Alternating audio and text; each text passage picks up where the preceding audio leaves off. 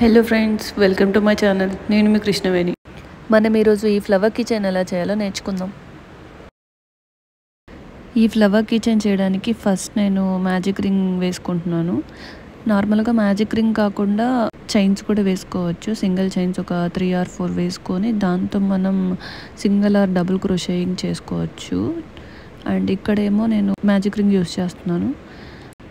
And ఆ magic ring complete అయిన తర్వాత we need to start the single crocheting around the ring అనమాట. Single crochets అయితే మనకి నచ్చినని వేసుకోవచ్చు. సో ఇక్కడ మనం ఒక నంబర్ అజ్యూమ్ చేసుకుందాం. ఒక 6 సింగిల్ క్రోషేస్ అయితే తీసుకుంటాం అనుకుందాం. అండ్ 6 అని కౌంట్ ఎందుకు చెప్తున్నానో తర్వాత ఎక్స్ప్లెయిన్ చేస్తాను. మనం మ్యాజిక్ రింగ్ యూస్ చేస్తున్నాం కాబట్టి గ్యాప్ కాస్త ఎక్కువగానే ఉంటుంది. సో మనం వేసుకోవాలనుకున్న సింగిల్ క్రోషేస్ వేసుకునేసిన తర్వాత మనం రింగ్ని కొద్దిగా టైట్ చేసుకోవాలి, ఈ వీడియోలో చూపిస్తున్నట్టు. అండ్ ఆ లాస్ట్ స్టిచ్కి అండ్ ఫస్ట్ స్టిచ్కి ఒక ఫ్లిప్ స్టిచ్ చేసుకోవాలి, ఆ సర్కిల్ అనేది కంబైన్ అవ్వడానికి. అండ్ మళ్ళీ మనం single crocheting around the circle మళ్ళీ మొదలు పెట్టాలి. అండ్ ఈసారి ఏంటంటే ఒక్కో స్టిచ్లో 2 సింగిల్ క్రోషేస్ వేసుకోవాలి. మనం ఇందాక ఫస్ట్ సర్కిల్కి 6 అని ఒక కౌంట్ పెట్టుకున్నాం కదా.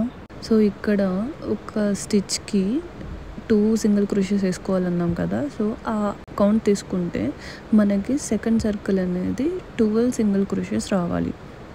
So that was the reason behind that అనమాట, why I told that count. Okay, మీరు ఫస్ట్ సర్కిల్ ఎన్ని సింగిల్ క్రోషేస్ వేసుకుంటారో సెకండ్ సర్కిల్ అనేది దానికి డబుల్ సింగిల్ క్రోషేస్ రావాలి, అంతే.